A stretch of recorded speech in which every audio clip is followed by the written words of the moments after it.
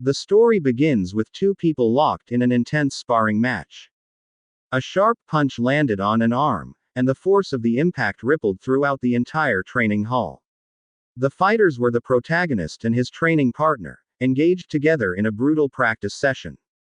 After taking several heavy blows, the protagonist's partner finally cried out, no longer able to endure the pain. He admitted that the punches were far too strong and praised the terrifying power behind the protagonist's attacks. Calmly, the protagonist replied that he had achieved a breakthrough to the micro level just 2 days earlier. This led to a brief explanation of the 5 levels of martial arts mastery that existed in this world: basic, proficient, micro level, mastered, and perfect. Upon hearing this, his partner was devastated.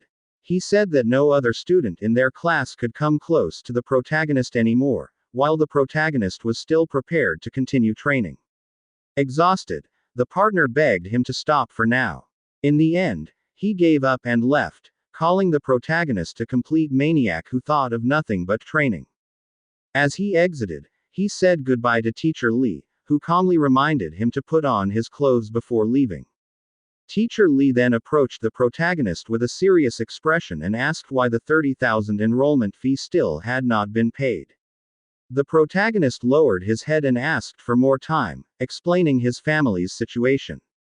Teacher Lee sighed and said there was nothing he could do.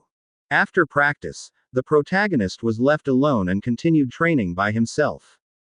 His heart felt heavy as thoughts of the unpaid fee repeatedly surfaced in his mind. He remembered that his parents had died when he was only 3 years old. Since then, he had lived with his aunt and uncle, who had always supported his path as a martial artist. In a world filled with monsters, becoming a martial artist was an extremely profitable career.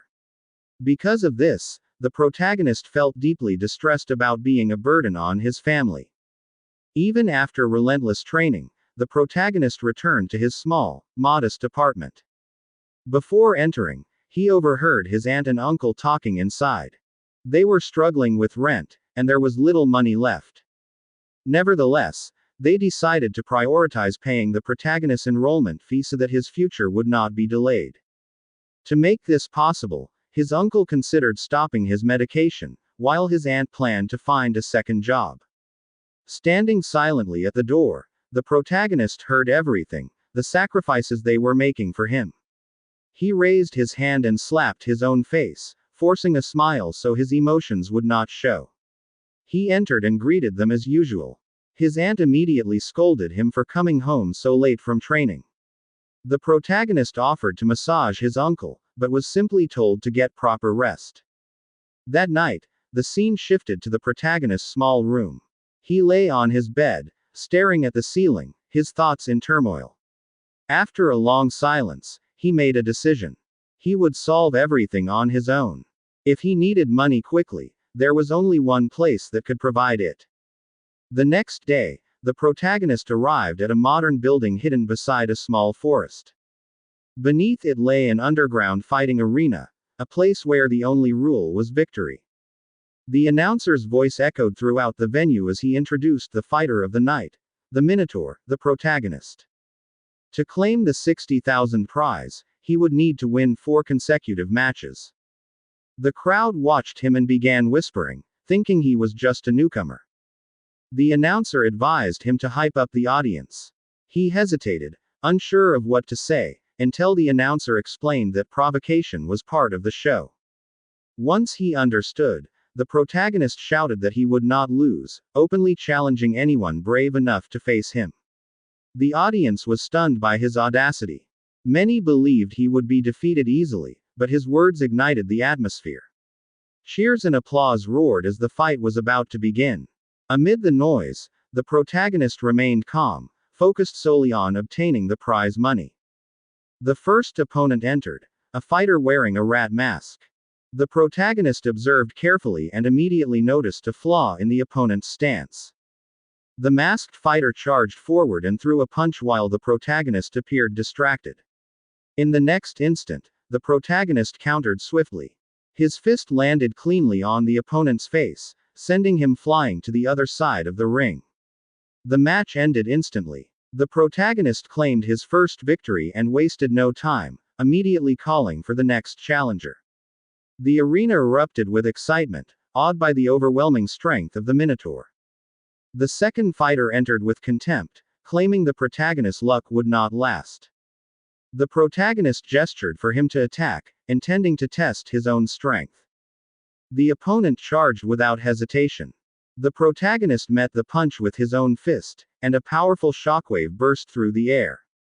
The opponent's face turned pale in disbelief. The protagonist knew the truth. His strength had already surpassed this level. Seizing the moment, he delivered a heavy punch to the opponent's face. Noticing the opponent's excessive commitment and exposed waist, he followed with a brutal kick to the abdomen, sending the fighter flying out of the arena and ending the match. Just like that, the protagonist claimed his second victory with ease. He stood alone in the ring, waiting for the next opponent. Inside a luxurious private room, a man in a suit observed the scene. He closed his eyes and remarked that the Minotaur was far too strong for an apprentice. Seeing 3 consecutive victories, he decided to intervene. Quietly, he arranged the final registered match. At that moment, a masked fighter volunteered to enter the ring. The man gave a brief command, instructing him to conceal his true strength. Back in the arena, the protagonist maintained steady breathing. The previous fights had been effortless with his newly mastered fist technique, but he did not lower his guard. He knew that only one more victory stood between him and the 60,000 he desperately needed. Soon, the final opponent appeared. The crowd erupted when they recognized the challenger, the White Fox. The atmosphere shifted instantly. Whispers spread through the audience, calling him a quasi-martial artist, a level beyond ordinary fighters. For many, allowing such a match crossed the line. The protagonist understood the fight would not be easy, but retreat never crossed his mind. The White Fox approached with a faint smile, relaxed and confident. He told the protagonist not to worry, as he knew how to stop his punches. As both warriors took their positions, the announcer declared the final match. The bell rang, and they charged at each other. Without hesitation, the protagonist launched a full power punch. The White Fox met it head on, blocking with his own fist. When their fists collided, the protagonist felt terrifying strength. His entire arm nearly trembled. He realized that the White Fox was not merely a quasi-martial artist, he had deliberately been suppressing his true power. The White Fox stared intently and took a deep breath. In the next moment, he unleashed the Thunder Fist, striking the protagonist directly. The impact was violent, and the shockwave surged through the protagonist's entire body. For the first time, he experienced the terrifying force of a true martial artist. In the audience, some recognized the technique and shook their heads, knowing the Minotaur stood no chance.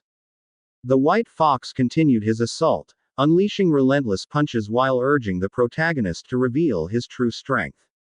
The protagonist could only defend himself. He knew that if this continued, defeat was inevitable. He searched for an opening, but the White Fox gave none. In a brief lapse in defense, a punch struck the protagonist's face. He was sent crashing to the ground, his vision blurred and his body unresponsive. His consciousness slowly faded as the roar of the arena dulled. The White Fox stepped forward, placing his foot on the protagonist's mask, coldly stating that the prize would not be his. He offered a deal. Join them, and he would get the money. The protagonist refused immediately. The White Fox's expression darkened as he warned that refusal came at a cost. Lying on the floor, the protagonist questioned their dignity as martial artists. Those words shattered the White Fox's last shred of patience. There was no reason to continue talking, so he decided to end it. He declared that he would cripple the protagonist so he would never fight again. As he prepared a powerful kick, the threat echoed in the protagonist's mind, along with memories of his dream and his family's sacrifices. At that moment, the White Fox charged with the finishing kick. At the last second, the protagonist moved and narrowly avoided the attack. The White Fox was shocked. Despite the brutal punishment, the protagonist stood up once more, surrounded by a blazing aura. As he slowly walked forward, he repeated that he would not fall here. The white fox was stunned. Despite everything, the protagonist was still standing. The protagonist thought of his family and all the sacrifices they had made for him. He knew he could not accept a future where he failed. Suddenly, a strange screen appeared before him, asking what he was willing to sacrifice for his faith and family. With a fierce roar, he answered without hesitation that he would sacrifice everything. A terrifying aura erupted from his body and spread violently. The screen asked again if he was prepared to pay the price. The protagonist shouted, "Yes." In the next instant, reality shattered, and he was transported to a strange, digital-like space. Before he could fully grasp what was happening, a massive shadow appeared before him. Moments later, a golden being emerged, radiating an oppressive presence. The being said it would grant him a chance. It slowly faded away, and a thread of golden light enveloped the protagonist. A golden system screen appeared, displaying his attributes, vitality, spirit, and martial skills. He touched the screen and selected the first mission option, a beginner tutorial, defeat the white fox and improve his martial arts. Before he could react, a clone identical to him appeared and immediately attacked. The protagonist relied on instinct to evade the punch.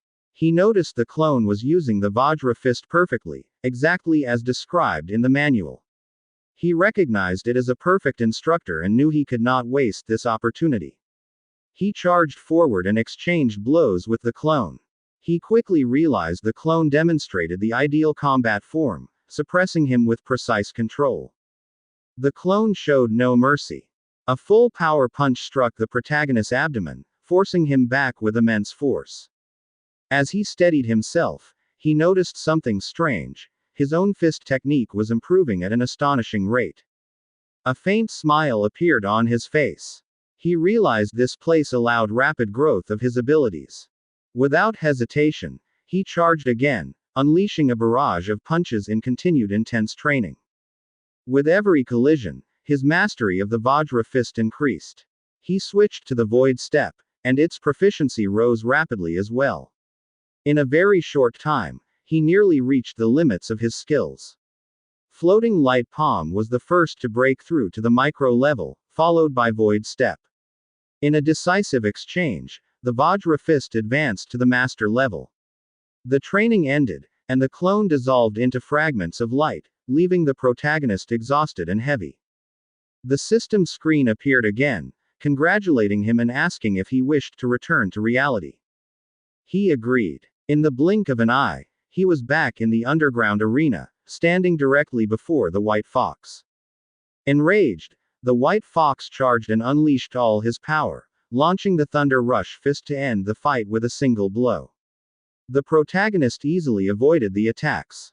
To him, everything seemed to slow down. In the next instant, he moved. His speed was overwhelming, and his punch struck the white fox's face. The mask shattered and fell to the ground in pieces. The protagonist stood there, his gaze cold and resolute. The audience was stunned. They never expected such an outcome. The white fox fell, defeated. The match ended, and the protagonist stood alone in the ring. He looked at the announcer and calmly asked when the prize would be given. In the office, the arena boss turned pale. An apprentice who had mastered the Vajra fist was beyond all expectations. Interest lit up in his eyes as he ordered his subordinates to follow the protagonist and uncover his identity. After receiving the money, the protagonist left and walked through the dark streets. Before reaching home, he sensed danger and turned around. Someone was following him. The pursuers were shocked when he suddenly vanished from their sight. They panicked and searched frantically. Above them, hidden between narrow buildings, the protagonist concealed his presence. Once the danger passed, he safely reached the rooftop. When he returned home, his aunt and uncle were stunned by the money. They asked if he had stolen it. Calmly, he explained that Teacher Lee had helped him after recognizing his talent. He asked them to trust him. Seeing his confidence, they believed him. Their faces filled with joy as they spoke about his future. Later, the protagonist stood alone on the rooftop. He felt relief. The family's financial burden had been resolved. He thanked the system, but noticed something strange. Only his martial skills had changed. A notification appeared explaining that he could use martial value to enhance attributes. Without hesitation, he allocated the points to vitality. His vitality surged as power flowed through his body, surrounding him with a violent aura. Upon checking his status, he had reached the level of a quasi-martial artist. He continued increasing vitality, his wounds vanished and his strength soared. Overflowing with energy, the protagonist leapt across rooftops to test his enhanced body. He decided to verify his strength and went to the school. At the training field, he saw the combat testing machine. Standing before it, he chose to use only 70% of his strength. He launched a punch. It struck the machine, shattered the metal, and completely destroyed it. The protagonist froze, wondering if he would have to pay for the damage. The noise attracted attention, so he quickly left. Moments later, an elderly man in pajamas arrived and flew into a rage at the destroyed machine. He immediately assumed Chen Shan or Li Tu was responsible and vowed to teach the culprit a lesson at the start of class. The next day, all the students gathered in the gymnasium.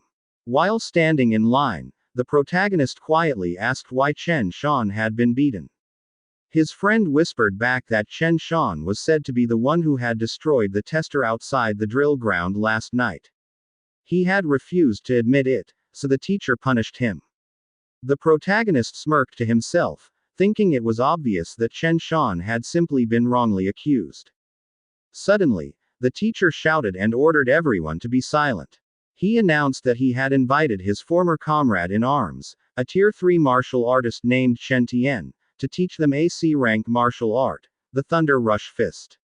Everyone was required to learn it. The students began whispering among themselves.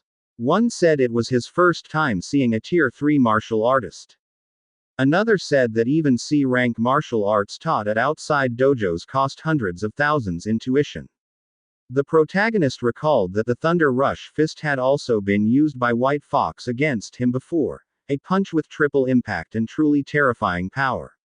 If he wanted to learn such a martial art outside, even just the registration fee would cost several $100,000.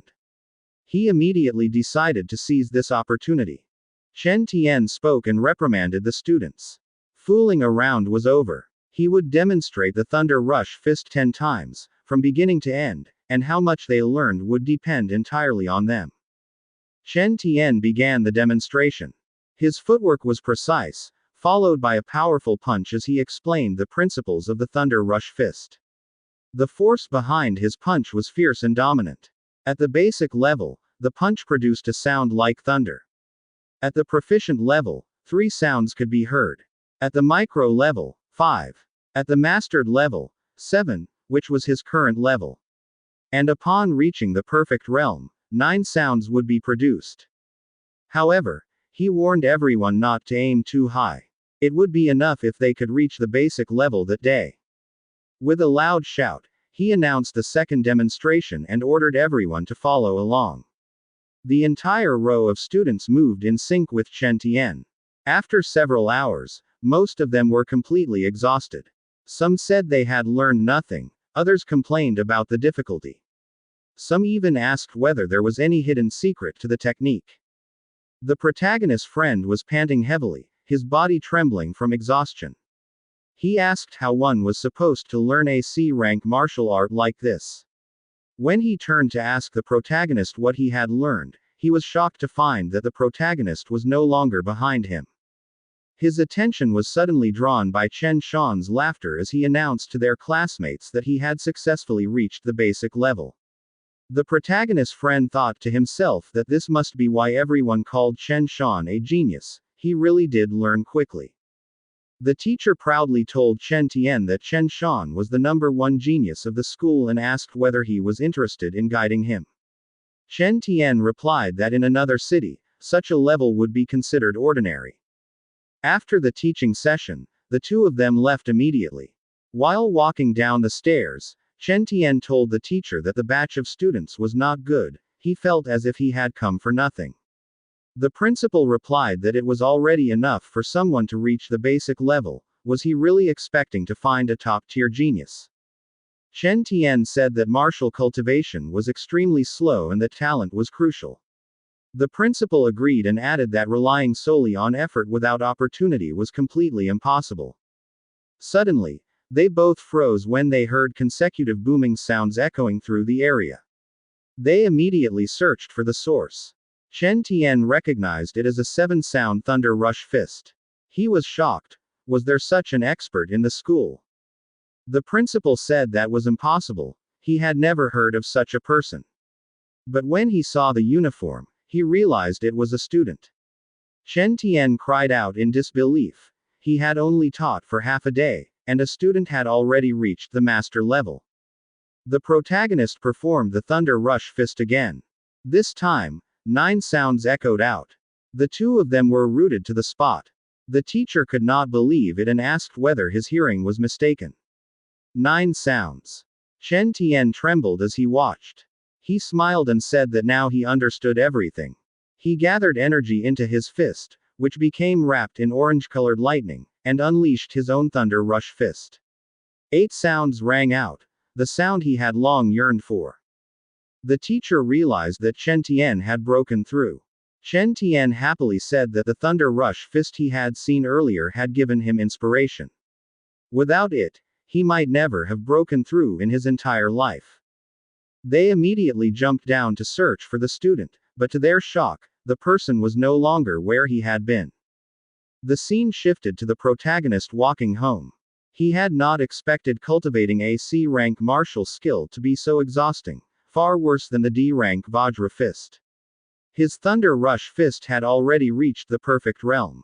What he needed next was to find a way to earn martial value and break through as a martial artist as soon as possible. As he checked his system status, he wondered whether martial value could be obtained not only through life and death battles, but also through ordinary sparring. While walking, he arrived at the Raging Thunder Dojo. Upon entering, he saw everyone training with spears. An acquaintance approached and asked why he was there. The protagonist replied that he had just come by to practice. Suddenly, a man kicked one of the trainees. With irritation on his face, he demanded to know whether the student dared to say that his teacher taught poorly. If the student's comprehension was weak, he should admit it instead of making excuses. The protagonist asked what was going on. The acquaintance whispered that the dojo had a new instructor, extremely strong, but disdainful of ordinary people and careless in teaching. His disciple, Li Yan, was also very powerful. Li Yan spoke mockingly as he prepared to punch, saying that someone at this level actually dared to challenge him. Before he could strike, the protagonist grabbed him and said that was enough. Li Yan angrily demanded to know who he was and ordered him to let go. If he had the guts, they should enter the arena and fight one-on-one. The protagonist agreed. But suddenly, the dojo instructor shouted that class was starting. Li Yan snorted and walked away, yelling that the protagonist was lucky. The protagonist watched him with a dark expression and thought that the man was extremely arrogant. The leader began speaking, saying that this would be the last day he taught the Raging Sea Spear technique. Old rules. It would only be demonstrated once. The leader swayed, raised the spear, and looked at the students with mockery. He did not believe anyone would learn it. The protagonist watched every movement seriously. It felt as if his eyes were reflecting the movements directly into his mind. After the demonstration, the leader slammed the spear down and turned away, saying that how much they learned depended on them. Once the door closed, everyone complained. It was shown only once, and they had not even seen it clearly. Meanwhile, the protagonist's determination burned fiercely. He grasped the spear and thought that the essence of the technique was like a dragon roaring through the sea, its momentum like endless waves. He began to swing the spear, and blue energy flowed as his movements continued. His companions were stunned. It was as if he had already learned the technique. Someone asked what kind of prodigy he was, or whether they themselves were just truly incompetent. Suddenly, Li Yan came out and angrily demanded to know who was making noise and who had learned the technique. When he saw the protagonist, he stared seriously and realized that he truly had learned it. He decided to test the depth of his ability. The protagonist stopped his movements when Li Yan said he would guide him. The protagonist agreed. However, the acquaintance warned him that although Li Yan had a bad temperament, he was extremely strong. The protagonist told him not to worry. When the protagonist asked Li Yan to teach him, Li Yan shouted angrily and called him arrogant. He demonstrated the ringing sea spirit technique, micro-level, as his spear shone brightly. Meanwhile, the protagonist closed his eyes, exhaled, and softly said, ringing sea spirit technique, proficient level. Waves of energy enveloped him. Li Yan froze in shock and blurted out, asking how a proficient level ringing sea spirit technique was even possible. The chapter ends here. Watch out for our upcoming uploads. Don't forget to like, share, subscribe, and click the notification bell so you'll always be updated on our future videos.